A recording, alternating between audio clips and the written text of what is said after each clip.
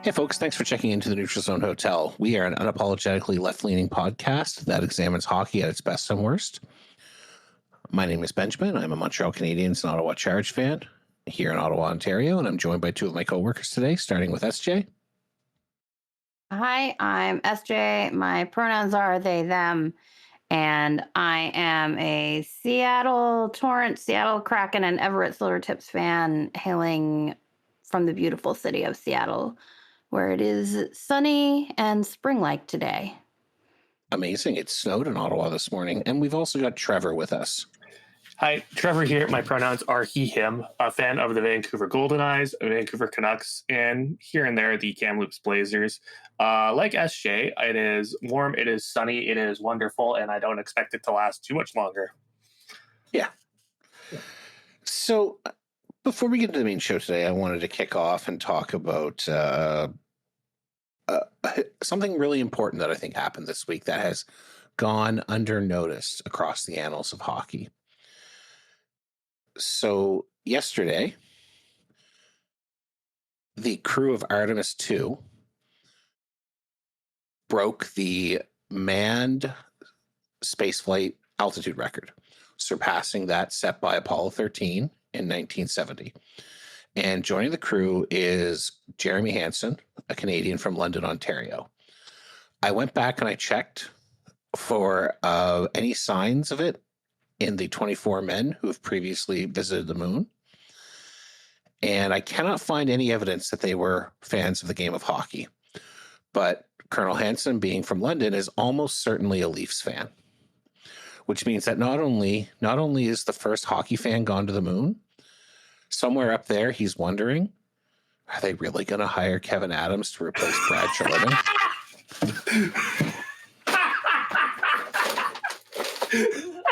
Are we still going with manned spaceflight? Fuck. Hook, line, and sinker just... Wow.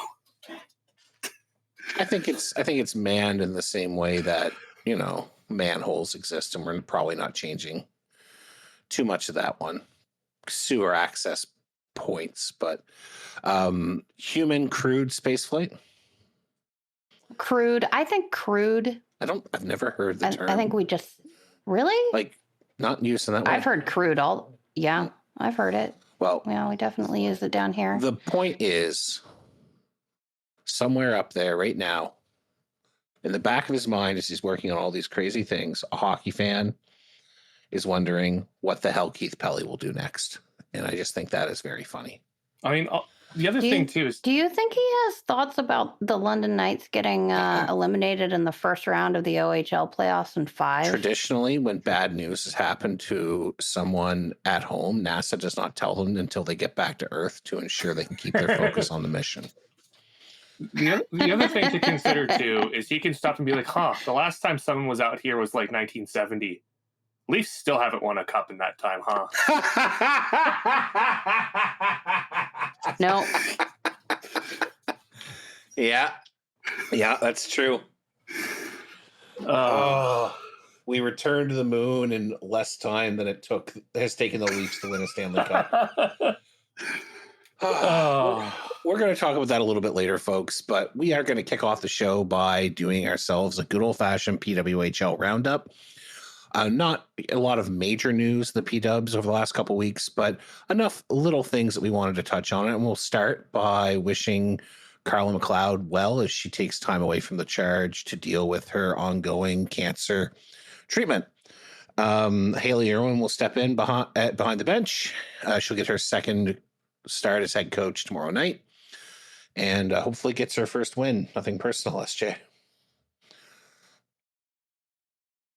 Well, if they if they lose tonight, if the Torrent lose tonight and tomorrow, and then they get eliminated, and that means that they can start accumulating Carolyn Harvey points.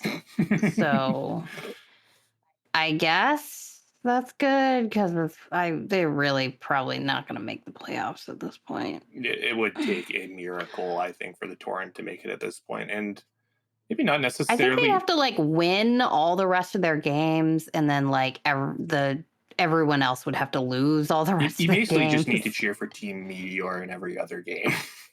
I actually think they probably could eliminate Seattle at this point because Toronto and Ottawa have 2 games against each other, which means they're going to have to add some combination of 6 points.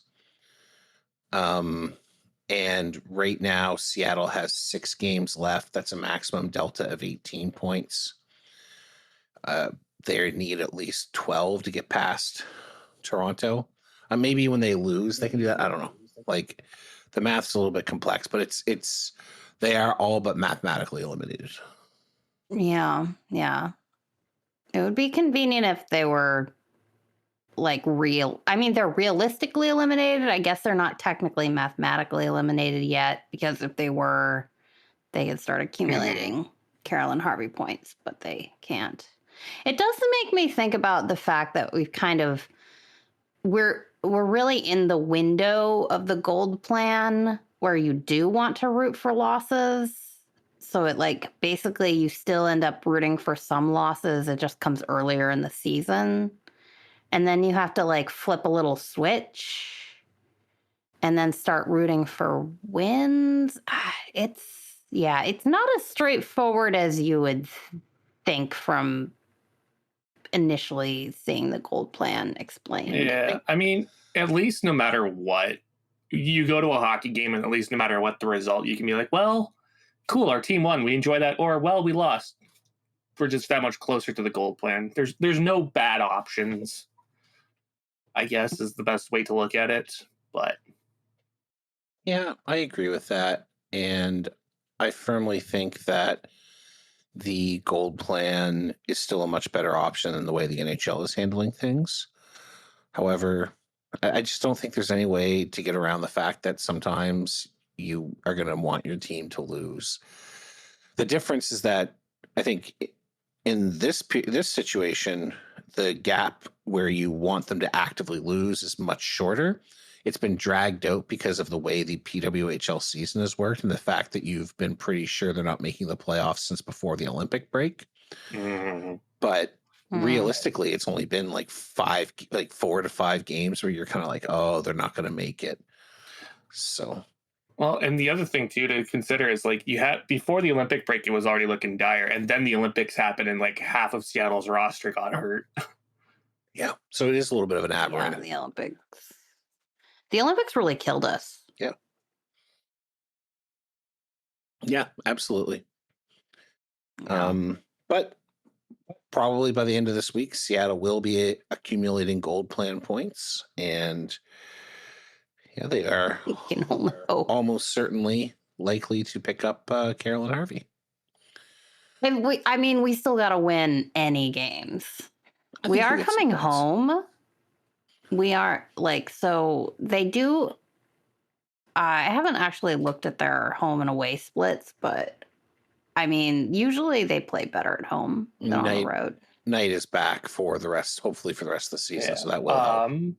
I know that they are playing a home and home with Vancouver next week. Oh, finally get to actually see right? Vancouver. That's the first time you've seen the Golden Eyes in Seattle all season, isn't it? Yeah, it's kind of weird. Because like that first, the only other game that they've played 2 games against each other. One was a takeover game, and then the other one was in Vancouver. Gotta say that was a fun game. But yeah, it is wild that I get to see Seattle twice before you get your first dose of the Vancouver Golden Eyes. But then you get all that means you get to complete your bingo card, though. That means you'll have seen all 8 PWHL teams live. Mm-hmm. Mine's been complete for a while. Yeah, you got yours done in like January. I think mine got finished a month ago. Oh, Yeah. no, 2 weeks ago. There you go. Season ticket holder renewals have started to go out with moderate price increases in some markets, but a fairly large one in Toronto. So we've heard of ticket renewals in Toronto, Vancouver, and Seattle. Haven't heard of much in Montreal or Ottawa. We'll talk about Ottawa in a second. It seems like the big news is that they are advertising the ticket packages at 15 games for next year. Whereas previously, like last year, my tickets were 14 games. That got bumped down to 13 once takeover games were announced. Mm-hmm. I know that's led to a lot of speculation in some communities I'm in about whether this will mean that they do bump it down to 14, or if it turns out they do go 15 and decide to invoke part of their CBA and go to a 32 game schedule next year, which, I mean, with the league riding this much momentum, I don't see why you would be opposed to a 32 game schedule for each team. I think if they add 4 teams in expansion, 32 makes a lot more sense. Well, and then you also get 12 takeover games out of that. Like, that's a perfect number right there. Give each team 1 home, 1 away. Perfect. 16 is way, way too many takeover games for my liking. Yep. If you have 32 and you're facing 11 other teams, you're presumably doing conferences. You're going to have 5 teams in your local conference and 6 teams against. That's 2 games of your 32 against the away conference.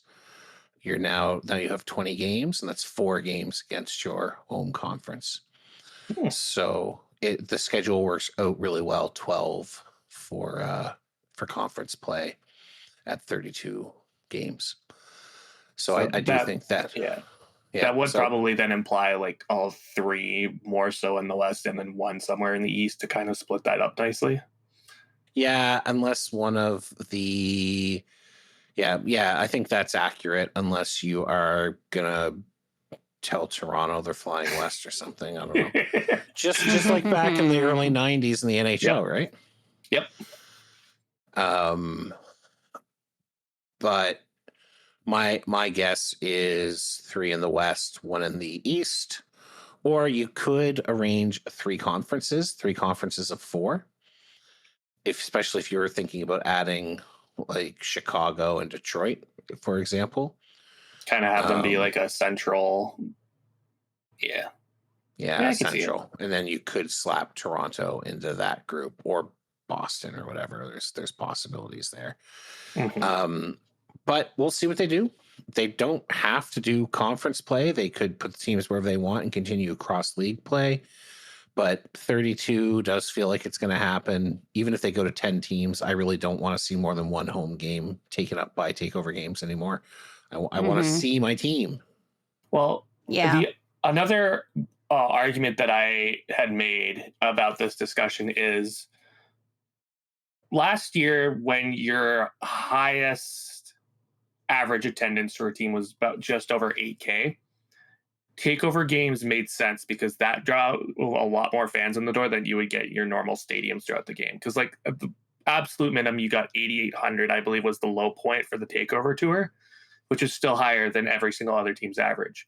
Now with the introduction of Seattle and Vancouver, plus the advent of women's hockey after the Olympics, those averages are skyrocketing, especially carried by those 2 aforementioned markets of Seattle and Vancouver, because they're both averaging 11K plus. It's now arguably more financially viable for them to focus on those home markets rather than those takeover tours because of that revenue that you're starting to generate at home rinks. And if Ottawa moves to CTC, that's just going to potentially increase it as well. Because Ottawa, I'm hoping you aren't going to cover this, but Ottawa put 17K into CTC last week. Yeah, that was what I was going to lead into at the end of this conversation. Which I guess we'll just do now. So Ottawa had their Canadian Tire Center game last weekend. 17,100 people in the CTC, they had more run up for sales and at a better time of year than last year's CTC game, which only did 11,000. The building was quite full. I was very happy because my tickets translated to Club Bell seats, which meant I got a $38 all game buffet service at the seats, the extra large seats. It was the seat I sat in, Trevor. The season tickets cost for that seat for the Senators is $16,000. Whoa! Holy shit! Pop off, King. Yeah. It was pretty good. I'm not complaining at all. No, delightful. Oh man, no kidding. So I had a great game, even though Ottawa did not play very well. I got to see Spineth Gwyneth in person. She was about 30 feet in front of me when she did that. So if you're wondering what Spineth Gwyneth is, folks, you can pop on our Discord, neutralzonehotel.com/Discord. Trevor has posted the link to the Reddit there. But it is just a little image of Gwyneth Phillips spinning her way well beyond the bounds of Earth.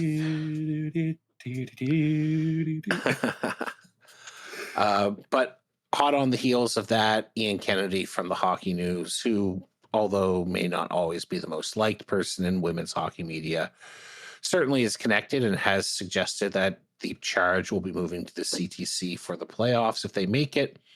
And we'll be moving there permanently next year. Sick.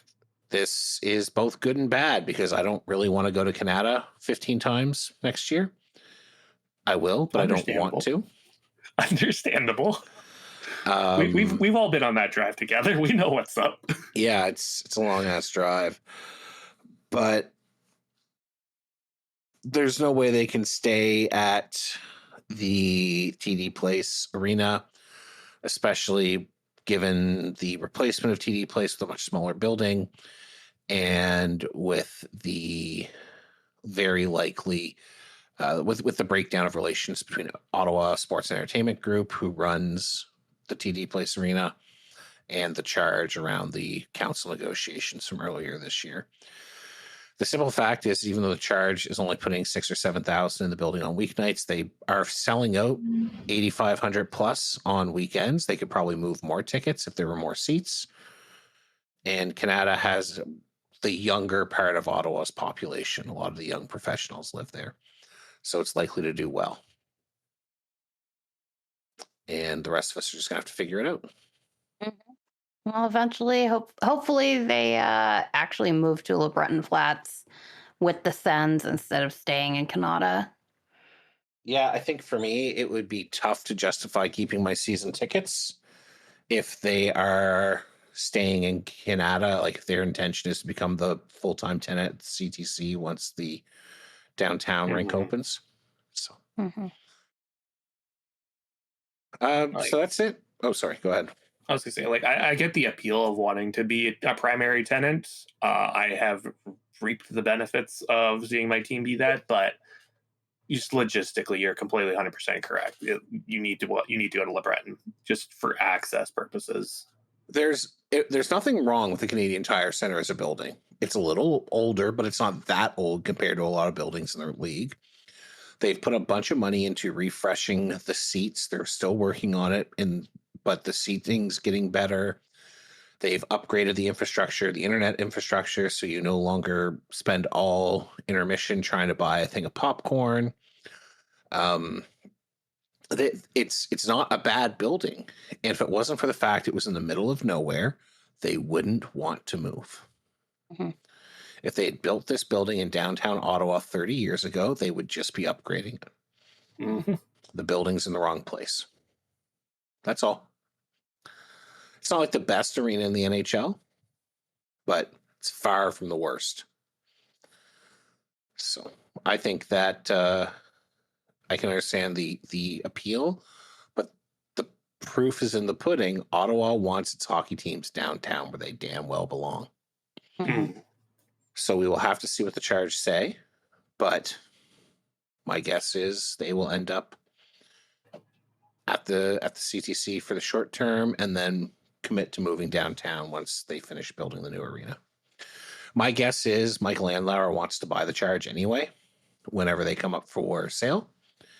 The fact that the Charge have left TD place means OSEG probably won't want them. So this puts him in a better position to buy anyway. It's similar to how the we think that the group that owns the Kraken want to buy the Torrent and so on and so forth. All right, folks. That may have ended a little bit abruptly because SJ's computer shut off as we were discussing it, but we are just going to jump into our next segment. So we are going to take a look at the various NHL teams who have been eliminated or who are showing a less than 20% chance of making the playoffs, according to the model from Micah. Hockey Viz guy. SJ likes Micah. I love his incomprehensible charts. But we are going to look at those teams, and we're just going to do a very quick disaster rating. So starting with the least disastrous, heading up to the most disastrous, based on the expectations of the team for the season and their future. So we'll start with the teams that we are listing as of this moment that are eliminated or nearly eliminated are Seattle, Calgary, Vancouver, Winnipeg, St. Louis, Chicago, Washington, New Jersey, New York Rangers, Detroit, Toronto, and Florida. So, Trevor, which one would you say is the least disastrous of those? Least disastrous to me is Chicago. Still rebuilding, still young, still room to grow. Yeah, I can understand why. SJ, what would you say? Say Florida. They just won 2 cups in a row. This is such a reload year. They could win the lottery and get Gavin McKenna. And then they'd really be that out in the air. I'm just telling you what Tankathon keeps telling me. I agree with SJ. I put down Florida. Yes, Florida would have loved to have been the first team since the Islanders to win 3 in a row, but they didn't have to with Matt Tkachuk injured and Barkov injured. The season was basically a write-off from day one anyway, and the compilation is you might very well get a top 5 pick. They have their pick, so yeah, it's top 10 protected, I believe. Yeah, they should be fine. They're going to end up with the top 10 pick. They'll get their pick. They might immediately move on from it for assets. Who knows? Yeah, unless they get a top 2 pick, like literally win the lottery and can put that player in the lineup immediately, I would fully expect them to trade it at the draft. Exactly. And otherwise, I would think their reinforcements are just getting their team healthy again and going back at this. So it's a really honestly, obviously Bill Zito wants to win Stanley Cups, but he's probably sitting out there and going, we can make this work. Yeah. All right. Number 2 on your rankings, Trevor. Florida, for basically all the reasons you guys mentioned. Your top 2 guys are hurt at the start of the year. You've won 2 cups. I mean, sure, there might be some expectation at times to do well, but you've earned a break. Yep. SJ? I would have gone Chicago. My number 2 is also Chicago. You have another year for the kids to get better, Bedard to get better. You have another year to pick up a top-level asset and continue the reload. Chicago is also getting rid of a lot of their kind of bad contracts as they get ready to start signing some of those kids. It needs to happen. So, yeah, no surprise to me that the top 2 are around the board of Florida and Chicago. Trevor, who'd you have down as number 3? St. Louis. Your GM is about to go, so you give Alex Steen kind of a fresh kick, and you can kind of restart your kickstarting a rebuild kind of at the same time as we saw as they kind of blew it up a bit. So, and I feel like expectations are pretty low for the Blues playing in that division. So, what are you going to do? SJ? I would have gone Calgary. They started blowing it up last year. They're pretty thoroughly a rebuild team. So what they always want, they were always looking for a top pick this year, and they've managed to move on from a couple of contracts this year that they really didn't want moving forward anyway. I also put down St. Louis. I don't think St. Louis was expecting to make the playoffs. I think that they are a little bit more competitive than they wanted to be. And I think, honestly, they're better off holding on to Thomas and Kyrou. It was close, though. And Trevor, who did you pick there at number 4? I actually have Washington there. Just really? Okay. A little bit of controversy, I think. Last year was very good. But last year, I feel, was the anomaly. Ovechkin is at the end of his career. This is probably around the time where you can just kind of wrap it up and be like, all right, how do we go move on from here? Yeah. SJ, what about you at number 4? I would have gone St. Louis. Yeah. I have Calgary at number 4 for all the reasons that have already been said. Trevor, what about Calgary was my number 5. I feel like it was a little more of a disappointment this year because last year they were tied for that last playoff spot that St. Louis won on tiebreakers. So I would have thought that maybe Calgary thought they could have taken that extra step to get into the playoffs instead of what happened this season with a bit of a free fall. But I also understand that they've also not exactly had the best results over the last couple of years. So they're kind of in that like either or for me. Yeah. I put them below St. Louis basically on the strength of Dustin Wolf seeming to have hit a sophomore slump. SJ, what about you at number 5? I'd say Winnipeg. Really? Okay. Why? Because they're in the Central. The Central was always going to be a rough division to get out of. And it doesn't seem to matter what happens in Winnipeg. They just kind of keep going there. It's like it doesn't matter whether they make the playoffs or not. I don't know. Nothing ever changes in Winnipeg. Right. I had Washington down for the reasons Trevor said earlier. You're probably saying goodbye to Alexander Ovechkin. Thank you for your service, sir. But the rebuild, they need to get that started. Number 6 disastrous. 6 least disastrous of the teams. This is kind of where it gets really weird for me. Just this is also partial, like where my lack of knowing about certain teams come into play. But I have New Jersey as number 6 because again, there are expectations for this team. Once again, though, players get hurt early on and just never really seem to get off the ground. So do you really call it a failure when the same old just keeps happening? SJ? This is where I would have picked Washington. Makes sense.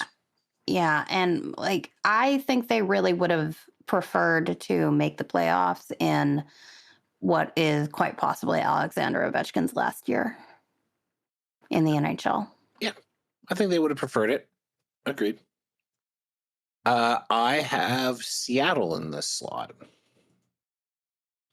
So Seattle is different because, again, I don't necessarily think they wanted to miss the playoffs, but I think they absolutely did not. But I think that this is a team that needs more talent in its prospect pool.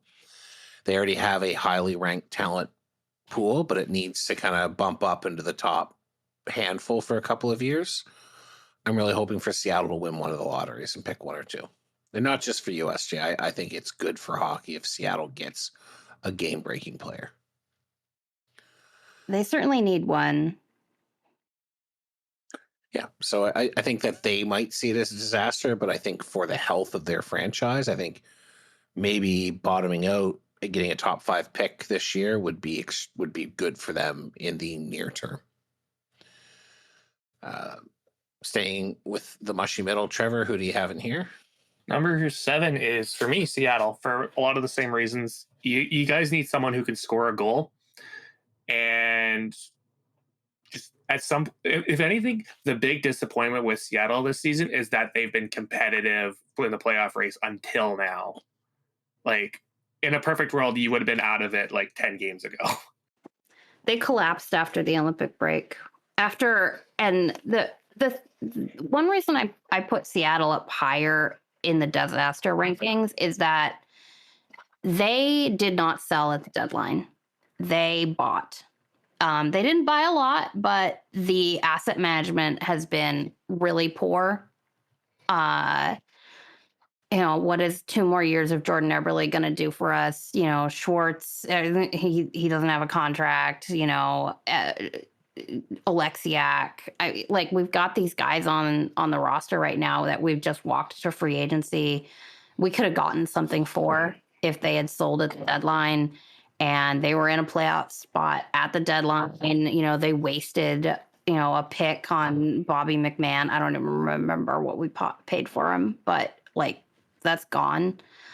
It's just like Bobby McMahon isn't going to solve any of our problems, even if he does decide to extend it during the summer. It's just he's another middle six guy, and that's not what we need. So I just consider this way more of a disaster for Seattle than you guys do. I think that anything that forces Seattle to potentially see reality is good for the franchise. And certainly making the playoffs or even being bubble out, I think, is not one of those things. But SJ, who do you have at that number 7 disaster ranking situation? Let's see. Who have I not picked? I probably would have picked the Rangers here, I guess. Really? That's early for the Rangers. Why the Rangers? Well, because I think they were bad. They were bad last year, right? Mm. They didn't get better. They made a lot of moves. They destroyed their locker room. And again, this is just them if you want to, you can apply that argument that you made at Seattle to the Rangers. They have to understand where they are. And they're a team that is entirely held up by a great goaltender. And that can take you places, but it's not going to take you anywhere consistently. So I think what's happened to the Rangers this year has been very much a reality check moment. And then I don't know if they're realizing it is, but yeah. The Rangers later on, I have New Jersey in this slot. So in my opinion, the Devils were expecting to make the playoffs this year. They weren't expecting necessarily to win the division. Injuries, but bad asset management, I think, have been responsible. We didn't talk about this, but Tom Fitzgerald got the door this week, and a well-earned firing, I think. Mm-hmm. They're wasting a lot of the prime of Hughes and Hischier, and I don't think that the ownership should have patience for that. So I'm glad for Devils fans that they decided to make a move. Who do you have in the number 8 slot? So now we're getting closer to the bigger disasters here. Number 8 for me is Detroit, because kind of similar to what I said about New Jersey in that they consistently have been disappointing, but they have been disappointing for too long. And at some point, Steve Yzerman has gotten to go from franchise golden child to whipping boy. And I'm surprised it hasn't happened yet. Shay, what about you? Who do you have in this slot? I guess this is where I would have put Seattle. Okay, that's fair. You've given a good reason why. I have Winnipeg here. So I do think this is more of a disaster for Winnipeg than what you said previously, because when you have the reigning, defending Hart Trophy goaltender on your team, you are expected to be competitive. That guy still got a bunch of games. They do have some pretty high-scoring players on the team. They brought most of the band back, and I don't think Nikolai Ehlers was a load-bearing piece, but the wheels came off anyway. Mm-hmm. So you're locked in on and this is going to be a bit of a theme. You're locked in on most of those guys now, and they're not going to get any better because they're on the wrong side of 30. This was your year, and it's gone. All right, the fourth most disastrous failure to make the playoffs, Trevor. The New York Rangers. Mm-hmm. We all remember how they started their season off. They had the T-shirts, the no BS, and then JT Miller decided to be JT Miller, and it went to free fall. They got shut out. What was it, like 5 of their first 7 home games or something like that? I'm not going to say that maybe necessarily the expectations were they were going to be a juggernaut, but I feel like the expectation was at least they were going to turn a page, and they fell flat on their face from day one in, quite frankly, a very funny way. But I think it just only got culminated when you traded away a player like Artemi Panarin for peanuts. And I think peanuts is being generous. Absolutely. SJ, the fourth most disastrous season, according to you. I guess this is where I would have put New Jersey. Okay, you feel a little more strongly about New Jersey than Trevor and I? I mean, I think that I think that everything you said before about wasting Hughes's year, the whiff of losing out on a Quinn Hughes trade, Oh, yeah. that the totally missing the playoffs again. They were supposed to be a team on the rise. They're supposed to be a contender this year. Everything that happened with Dougie Hamilton this year, it was an absolutely disastrous season in New Jersey. This is Sheldon Keefe's second year. They're losing their window, and I think that is Tom Fitzgerald fully earned that firing. Jack Hughes injuring his hand by like breaking a glass while holding it is the perfect summarization of this New Jersey Devils season. Yeah. Absolutely. But he can't be. I don't think he can be too sad about this year overall because he got the Olympics. So I don't want to talk about it. You had to digress like that, didn't you? Ugh. I thought we were friends. I thought it was a relevant comment. And we don't have to dwell on it. It's fair. No, I think that personally for Jack Hughes, it's a fine season, but I think if you're a Devils fan, yeah, it really fucking sucks. Certainly if you're Tom Fitzgerald. Mm-hmm. I have Vancouver at this slot. So for me, the picks are starting to get a little hard here. But Vancouver, I selected because, yes, they wanted to contend, but I don't think it was necessarily they were considered likely to do so. The acquisition offseason of Evander Kane certainly seemed like a sign to me that they thought they had something going on, but I didn't see any actual motion that they did. However, I do think they got as good value as you could get for a year and a half of Quinn Hughes.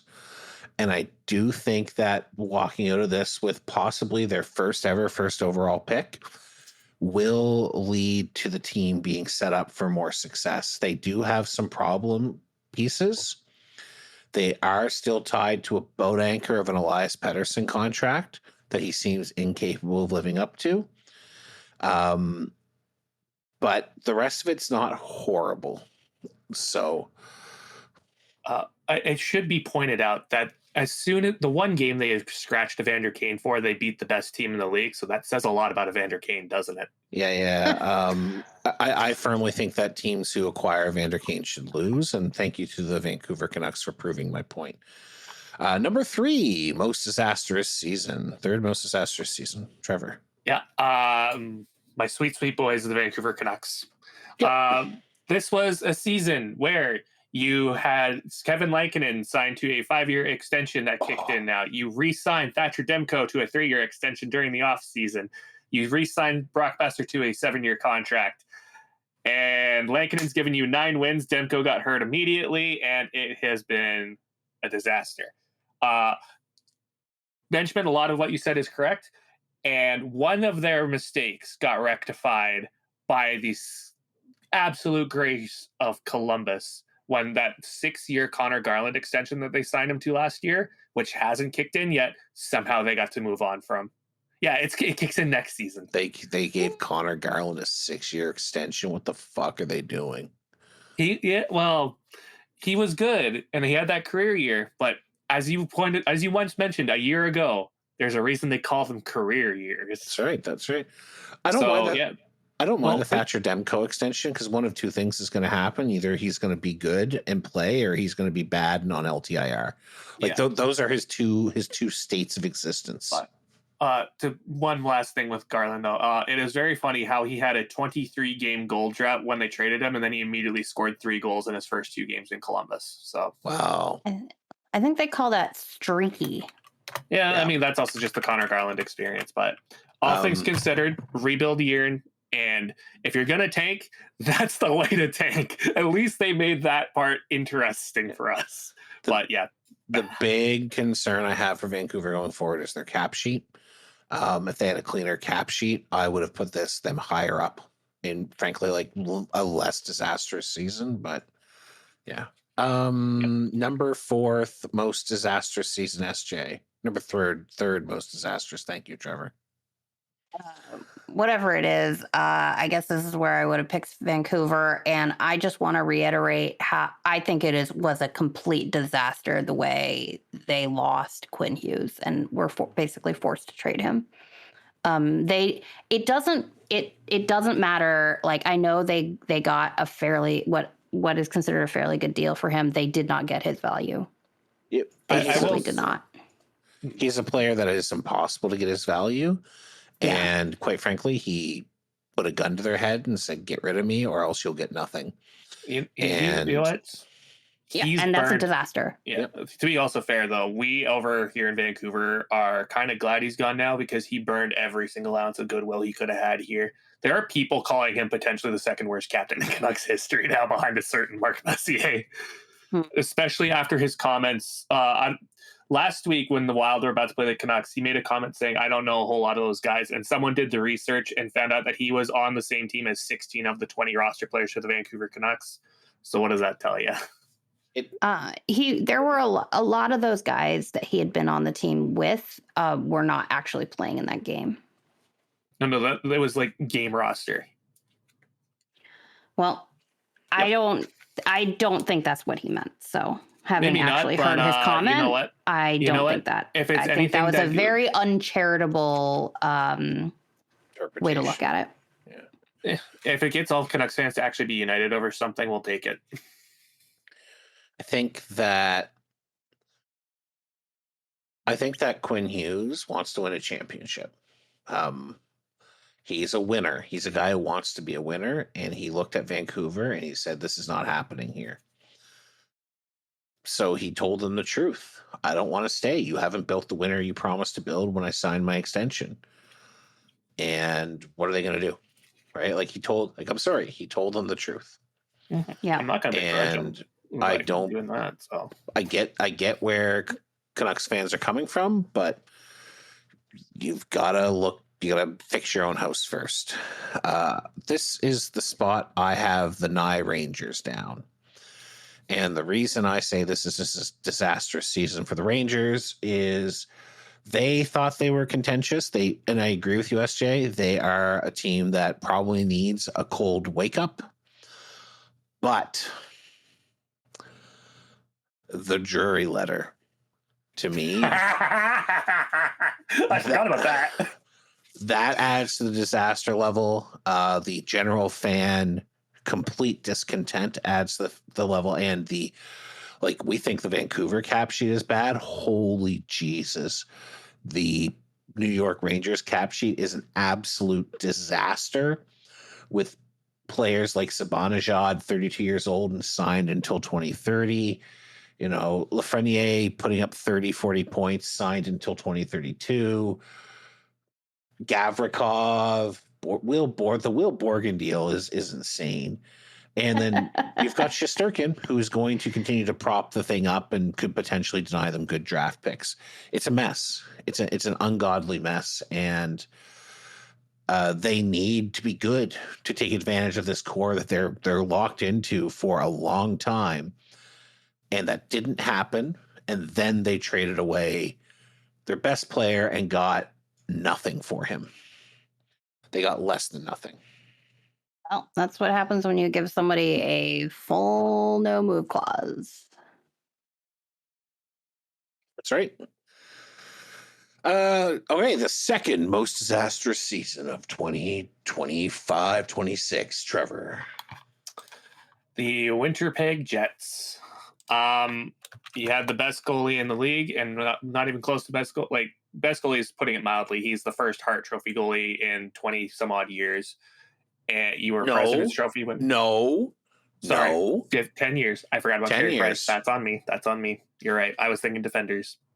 But as Benjamin mentioned before, hey, I'm sorry. Jeez, don't hurt me. I'm just a little guy. You also forgot about Jose Teodor. So, okay, but that was 2000s. Yeah, that was like 20 years ago. It was. Did you just call yourself a little guy? Yes. You're like 6'5", Trevor. You're a tree. We've been over this.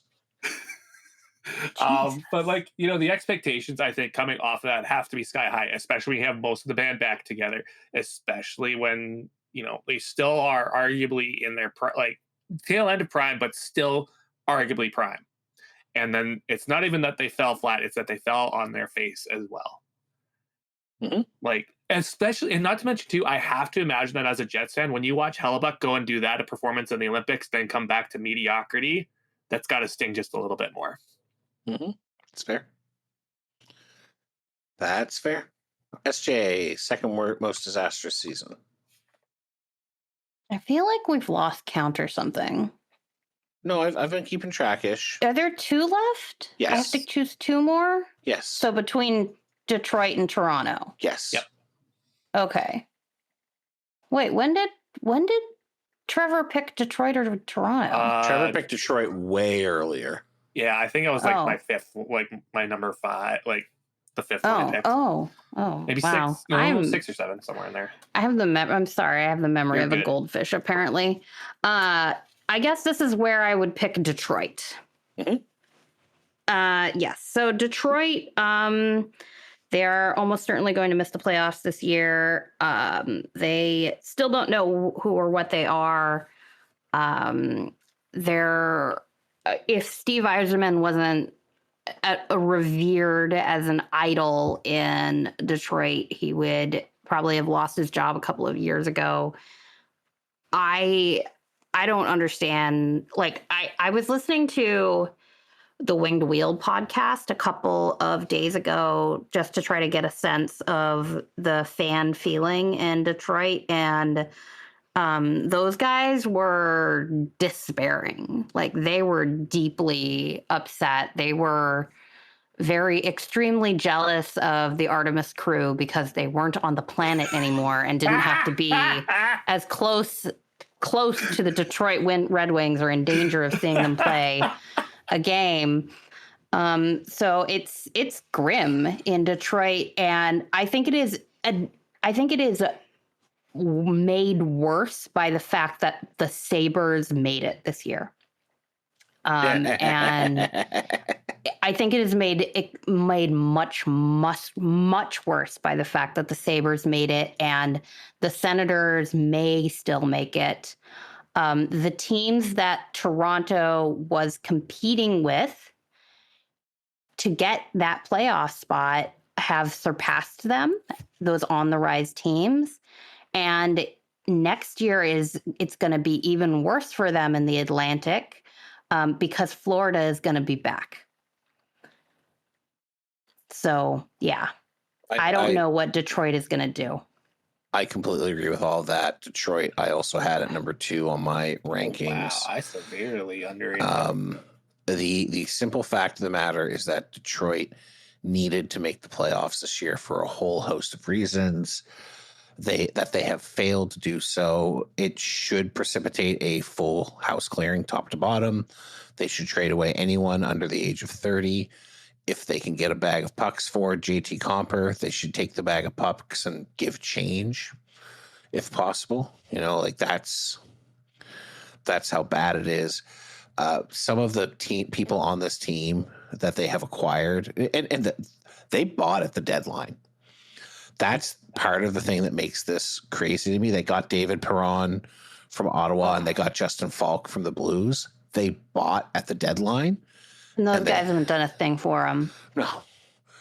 They still have that young core, Lucas Raymond and Cider and a few others, Edvinson, that are doing well, but they have been playing so many middle six forwards, or even bottom six forwards, guys like Comper and Andrew Kopp and Mason Appleton, that it's painful. It's painful to see.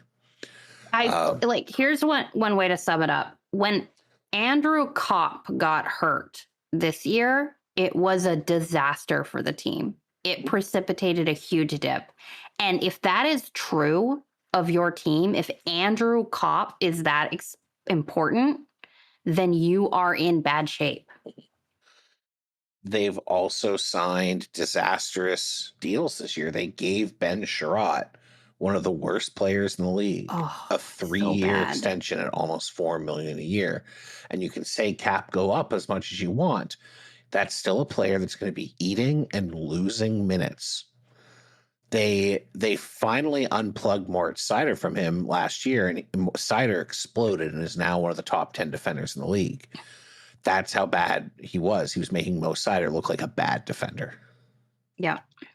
They also still haven't really solved their goaltending situation. They got some. I think they actually got a decent season out of Gibson. I don't think he had a really rough start, but then he settled in and I don't think that he will have that rough start again next year. But I also don't know how old he's 32. He's not getting any younger.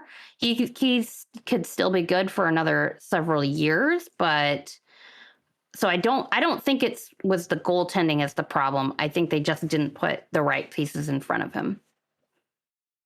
But the point is, they should fire Steve Yzerman and get someone in there who knows what the hell he's doing and does not give these deals out to these middling guys for too long. But yeah, and here's the thing. I think it's the disaster quotient actually goes up because of the fact that they can't fire Steve Yzerman.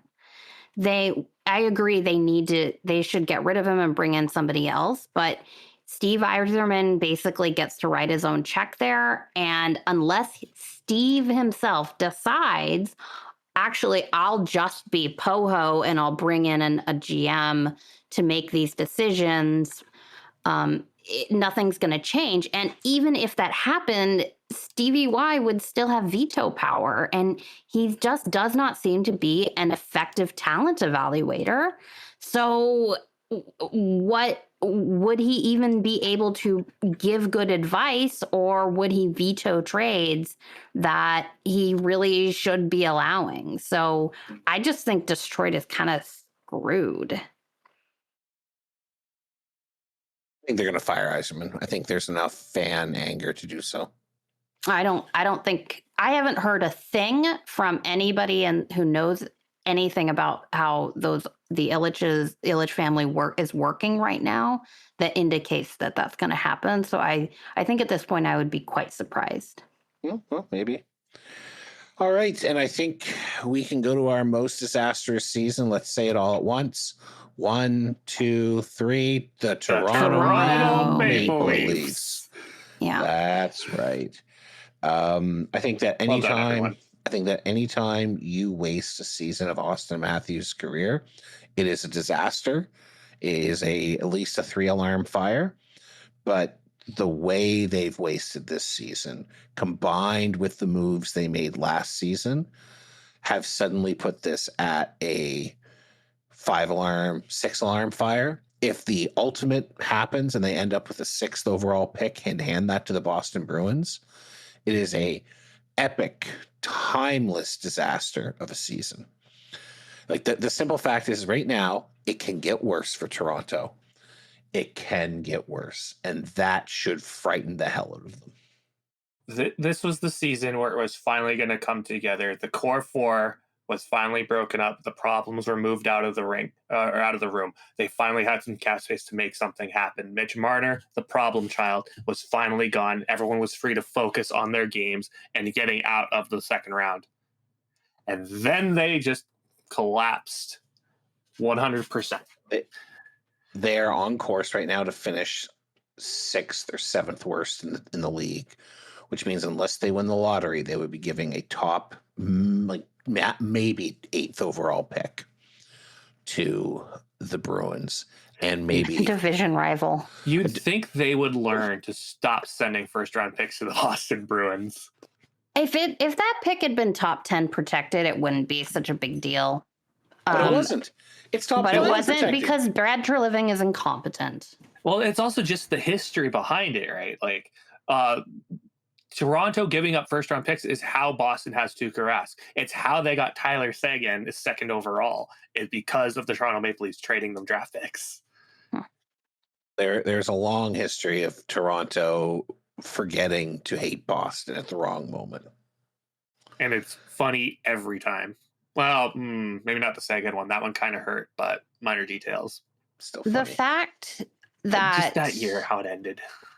MLSE is in, and I know we've talked about this before, MLSE is in such a state of transition with they don't have a president of hockey ops. They don't have a GM right now. They don't even have like someone running the Maple Leafs. They just have Keith Pelly, and Keith Pelly is like personally running every freaking team that they own, and it's just a disaster.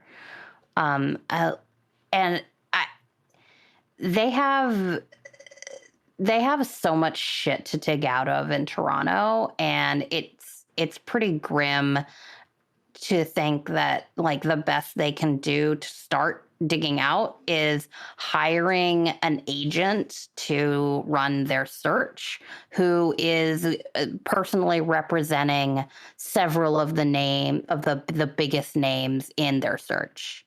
So that doesn't speak to a lot of competence in that organization. In order to fuel last year and this year, the Toronto Maple Leafs got rid of their first-round picks this year and next year. They have since recouped one, but it's from the Avalanche, which means they turned Mitch Marner into what is almost certainly a late-round first.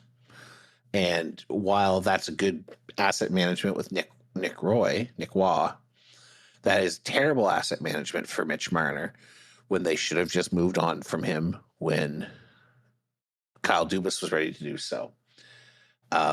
They actually only have 2 of their own picks this year. They have their own 3rd and their own 5th. They have picked up others, so they have multiple picks. They have Ottawa's 3rd, the Ducks 4th, Colorado's 5th, and the Sharks 6th. But they've moved on from a significant portion of their own draft class in order to fuel this team. And where does it get better? Where do you find the ability to recharge? They've made bad decisions. Morgan Riley is aging out of his contract. Jake McCabe aging out. Chris Tanev can't stay healthy. Ekman Larson is 34. God, they should have. It's Ekman Larson was fairly good this year, and it's just bizarre that they didn't move him at the deadline. Yep. They could have gotten something for Ekman Larson at the deadline, and every day that goes past he's worth less and less. That Anthony Stolarz extension, he's been good, but he's 32 years old, and now they're paying him through his age 37 season. Right, like the only saving grace with the Brad Treliving fire today is that he won't have to buy any of these contracts out himself. He had 10 years in Calgary to buy out a bunch of his own deals, but that won't happen here. Somehow, They are only have $22 million in cap space available next year with a $9 million increase on the cap, $9.5 million increase on the cap. That's ridiculous. And they have to, if they're going to keep Matthias Michelli, they got to give him money. If they want to keep Nick Robertson, they got to give him money. Nah, and both of those guys are gone. I think so. So, and they have nothing. They do not have, they have the, I think it was the worst ranked prospect pool by the Athletic. They have nothing left. Yeah. And nothing's coming unless somehow they win the lottery and end up with the top pick, one or two picks. And that's how we know it'll definitely happen. Yep. Oh yeah. Definitely gonna happen. All right. So, any other thoughts on Toronto Maple Leafs' disastrous season, Trevor? Did you have anything you wanted to add? No, nothing more to add. All right. I think that has been a good conversation for today. So let's wrap it up. Folks, thanks so much for listening to the Neutral Zone Hotel, which is written, produced, and hosted by us, the Neutral Zone Hotel crew. You can find out more on our website at neutralzonehotel.com, neutralzone.com, neutralzonehotel.com/Discord if you want to join our Discord. We're on Instagram. No, we're not on Instagram anymore. We're just on Bluesky and YouTube at Neutral Zone Hotel. And yeah, leave a comment, thumbs up, like bar, button, smash things, 5 stars, all that good stuff. If you are having a great time, please use the appropriate tools to show that you are. And we will catch you next week. Take care.